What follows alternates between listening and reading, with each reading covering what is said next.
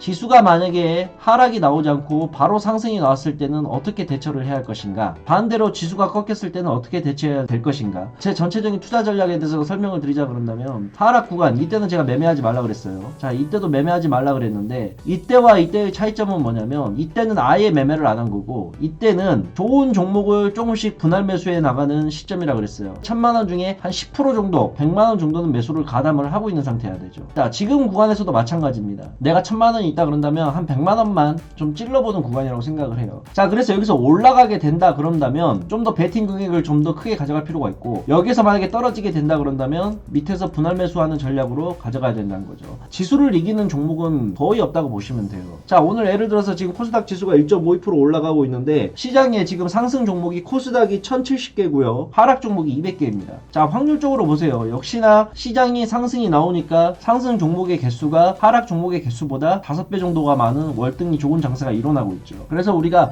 항상 지수를 분석을 하고 코스피와 코스닥을 보는 게 이러한 이유 때문이었어요. 이게 코로나19가 뭐라 해야 될까, 생활화가 돼야 된다 그래야 될까. 그러니까 지수 상황을 좀 보면서 이야기를 잠깐 해볼게요. 이때 이제 코로나19가 전 세계적으로 이제 퍼지기 시작하면서 국내에서도 코로나19 감염자 숫자가 나오기 이제 시작을 했죠. 처음 나오는 질병이다 보니까 이거에 대해서 이제 겁을 많이 먹고, 그러다 보니까 시장에 반응이 왔는데, 지금 이때 코로나 확진자 수하고 지금 현재 구간에서 확진자 수하고 전 세계적인 통계 수치를 놓고 봤을 때 여기가 지금 코로나 확진자 수가 훨씬 많죠. 즉 이때보다 상황은 더 안 좋아졌어요. 이 하락의 원인이 코로나19 때문인데, 지금 코로나19의 상황이 전혀 나아진 상태가 아닌데도 주가는 올라가고 있다는 겁니다. 뭐라 해야 될까, 이제 우리가 경각심이 좀 떨어진다고 해야 될까, 그런 상황이 좀 이어지다 보니까, 야, 코로나19가 터져도 세상은 돌아가, 사회생활은 돌아가고 우리는 직장을 다니고 음식도 먹고 할 거 다 해, 이런 형국이 지금 나오고 있는 거예요. 그러다 보니까는 지수가 지금 이렇게 가고 있는 모습이죠.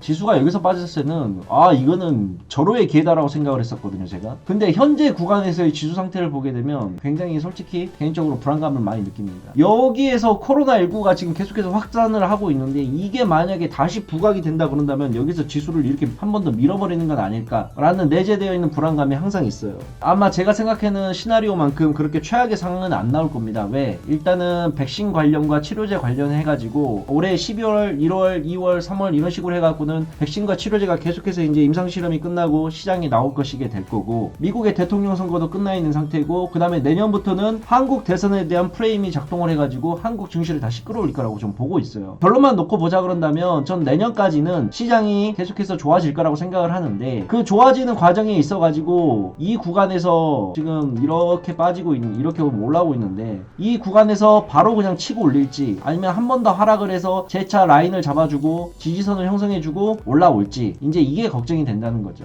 그래서 지금 현재 구간에서는 매수를 바로 따라 들어가기보다는 지수가 한 번 더 꺾일 때까지 조금 기다렸다가 자리를 잡고 나서 매매를 하는 게 어떻겠느냐라는 게 제 기본적인 이제 생각입니다. 미국 지수 자체가 근 한 4일간 계속해서 오름세가 나타났어요. 여기에서부터 더 추가적으로 상승이 계속해서 나오는지, 아니면 이 친구가 한 번 더 조정을 받고 가는지, 이거를 좀 체크해 볼 필요가 있겠어요. 자, 국제 유가를 좀 잘 보셔야 돼요. 국제 유가가 지금 마이너스 4%가 빠졌거든요. 이게 왜 국제 유가가 또 빠지기 시작했냐면, 코로나19 확진자 수 때문에, 그러니까 전일 기준으로 미국이 또 한 번 최고치를 코로나19가 지금 증가를 해버렸습니다. 하루에 코로나 확진자 수가 지금 12만 명씩 지금 나오고 있는 상황이다 봅니다. 그러니까 코로나19가 확산이 되게 되면 사람들의 경제 활동이 줄어들게 될 것이고, 그러면 유가 자체가 소비가 많이 이루어지지 않기 때문에 가격이 떨어진다는 거죠. 그래서 그런 부담감이 나오면서 국제 유가가 지금 마이너스 4%까지 떨어져 버렸는데, 이 국제 유가가 또 증시에 부담이 될 가능성이 굉장히 커요. 유가와 주식의 관계는 굉장히 민감한 관계라 항상 이게 적당한 선이 좋습니다. 적당한 선이 너무 과도하게 많거나 또는 과도하게 적어버린다거나 이렇게 되면 그때부터 시장 자체가 힘들어진다는 거죠. 이번에 바이든 같은 경우에는 트럼프와 좀 성격이 좀 달라요. 그래서 중국과의 관계에서도 굉장히 긍정적인 영향들이 좀 나올 것 같습니다. 자, 그래서 지금 저는 좀 봐야 될 게 중국 관련된 소비재주들을 좀 볼 필요성이 있다고 좀 생각을 합니다. 가장 우리가 대표적으로 봐야 될 게 역시나 화장품 쪽, 그 다음에 연예, 엔터 쪽들, 그 다음에 드라마, 이런 쪽들도 좀 자세히 살펴볼 필요성이 있다고 생각을 해요. 지금 보시게 되면 시장에서 대부분의 모든 종목군들이 다 지금 고점을 찍고 있는 상태예요. 그래가지고 신규적으로 우리가 고점에서 종목을 매수하기가 굉장히 부담스러운 자리입니다. 그러다 보니까 이제는 눈을 좀 바꿔야 된다는 게, 고점에 있는 종목들을 사기보다는 차라리 저점에 있는 종목들을 좀 공략을 할 필요성이 저는 있다고 생각을 해요. 그래서 이제 제가 보는 저점에 있는 관련된 종목들은 첫 번째로 코로나19로 인해서 타격이 엄청 심화됐던 여행주, 항공주, 그 다음에 카지노 이런 것들을 일단 한번 좀 살펴봐야 되고, 그 다음에 두 번째 섹터군으로 보는 게 중국과 관련된 소비재 관련된 종목들, 예를 들어서 게임주도 마찬가지고요.